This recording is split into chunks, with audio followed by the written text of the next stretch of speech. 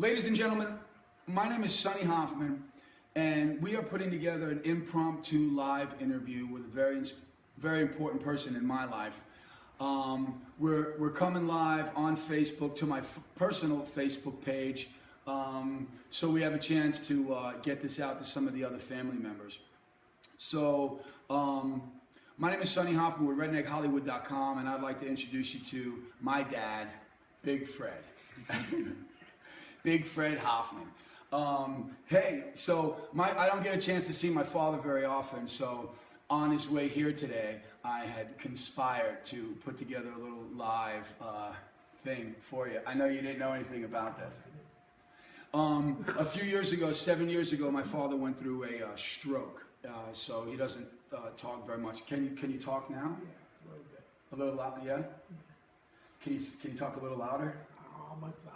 That's good. That's perfect right there.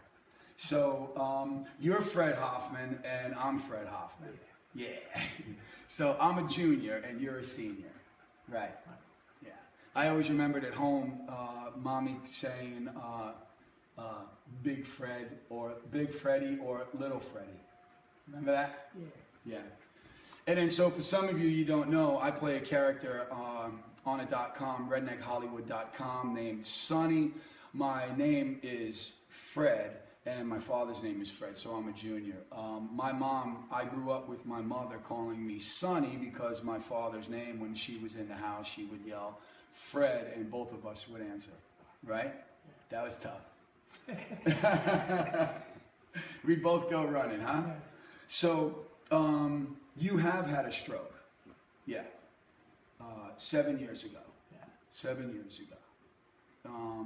Is life different? A lot different. A lot different. Yeah. Sometimes when I describe you to friends and, other people, I always say, before the stroke, Mike, you were like Archie Bunker, and now you're kind of like Muhammad Ali, But, the big comparison, because you are different to me now with the stroke. Do you feel different? Yeah. Yeah? Yeah. I'm not as violent as Jack. You're not as fast? Yeah. Oh, violent? Yeah. He's not as violent. That's nice. You're not as angry? I don't get angry that fast. Oh, you don't get as angry that fast? That's awesome. So that's a side effect to the stroke? That's good. It calmed your temper down. It calmed your temper down? Yeah, yes, That's sir. awesome. That's awesome. Are you on any medicine now for the stroke? Yeah, keep trying. Yeah, every day you got to eat some stuff? Yeah. Yeah. So before the stroke, you were retired. My father was retired. We'll talk a little bit about that. I remember a lot of things that you did in my life that influenced me. You were a truck driver for a long time, 20 years truck driver, upstate New York, and you're originally from Staten Island, New York, right? Right, that's right. So you're a retired Teamster right now. Right, that's right. From what I remember, my father as a Teamster when I was a little kid is I remember a time where in Albany, New York, your union went on strike. And you guys would all get together and you would go and picket the front gate, and then the guys that were driving the trucks would come in. Yeah. What's the name of the guys that drove the trucks that came in? I didn't know. Like scabs or something? Yeah. They used to call them scabs.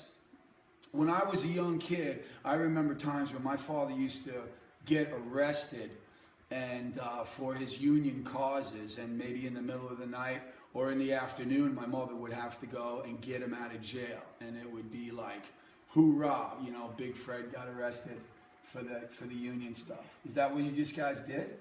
No. What? Is that what you did? You just got arrested for the cause? No. Because they were doing things against the union.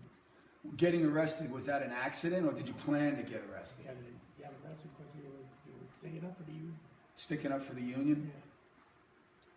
Yeah. Yeah, I don't know if we have those issues now about sticking up for the union on picket lines. So you're retired now. You had 10 years in as a Teamster. Do you miss trucking? Sometimes.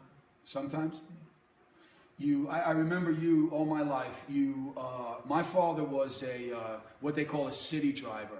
Drove all night long and was home every day. I'd go to school. He would sleep all day. We'd have about maybe 2 hours at dinner time to get together, and then you would leave. Yeah. And he used to drive about an hour and 20 minutes every day to work 10 hours a day. And then to drive back home an hour and a half to get home back to our small mountain town. That's pretty good. And with a lot of snow and blizzard, it's pretty impressive. Right. Do you miss the snow in upstate New York? No? No? Not really. I can remember times when my father would tell me stories about hauling double trailers. Remember double trailers? Yeah. So I just wanted to thank you very much for agreeing to do this little thing. It's pretty cool. I hit you with this and my mother with no warning.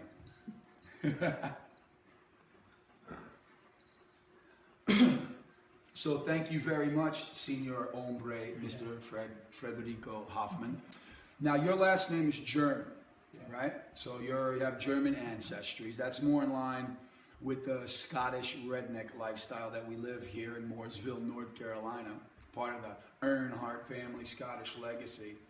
But you're really not a guy that follows your German heritage too much. A lot of people just recognize themselves as being where they're from. So as far as, your stroke, my father's also an avid trap shooter. I'm not talking about just the kind of guy that likes to go out and shoot clay targets. This is the one where you have the gun and it's one target and it goes off. My father got into it, obsessively. Do you think you were obsessed with it? Yeah. Definitely obsessed. What made you get so obsessed with trap shooting? Stopped me from drinking. It stopped you from drinking? Yeah. Is that what the two equal things are like that? Yeah. So when you think about being obsessed with trap shooting, it's because you quit drinking and you picked that up? Yeah. That's pretty cool. That's a story that I've told a lot of my friends about you, is that, I know somebody, my dad was the kind of guy that drank a lot when I was a kid. And, it did affect me, but it made me stronger in a way that, I recognize things now about my friends and maybe people that I meet that may have addictions to drugs or alcohol. And I always tell these people that, honestly, that, I saw my dad get sober and never drink again, and you did it.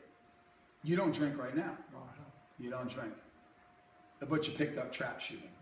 Not that bad. A little bit expensive. I can remember being a kid, my dad would come home with one of these expensive guns, and my mom would be kind of upset because it was so expensive. And she wouldn't get what she wanted, but you always got the gun, right? That's funny. Yeah, selfish. But see, you weren't drinking. That's awesome. So I bring up the trap shooting for a couple reasons, because before the stroke, you used to travel around a lot to the country. You went to the Pennsylvania Grand every year, most of my life, with Mom to compete. Not braggadociously saying, but my dad's the kind of guy, like, out of 100, he won't drop any, or he'll drop 1, right? Out of 1,000, he'll drop, what, 10? 2? Oh, you see, we can't imagine that. So, but, this is a Beretta 20 gauge. So what's it like now for you to trap shoot after the stroke? Can you still trap shoot? Yeah, I can still trap shoot. I don't shoot as well. You don't shoot as well? No. Can you see the same? Things are different, a little different. Can we see how you hold the gun there? Yeah, gotcha. That's awesome. It's good to see you hold the gun, because I tell you what, after the stroke, my father couldn't hold the gun. He couldn't hold the gun at all. So that brings up a point real quick. I remember when you were in the hospital, and I went to the hospital, and he was there, and you had the stroke, and your face was all down, and you didn't have any oxygen on you. I just want to let everybody know, if you think that someone's having a stroke, get them oxygen as soon as possible. I don't think you had oxygen right away. Right. So what about rehab for the stroke and stuff like that? Did you do that? Do trap shooting. Trap shooting was the rehab? Yeah. What about physical activity? Are you still okay on that? You okay on that? Sometimes. Yeah. My dad was never really a physical kind of guy anyway. That was just the way that he was, you know, regular, you know, type of worker kind of guy. No bodybuilder like his son. Right.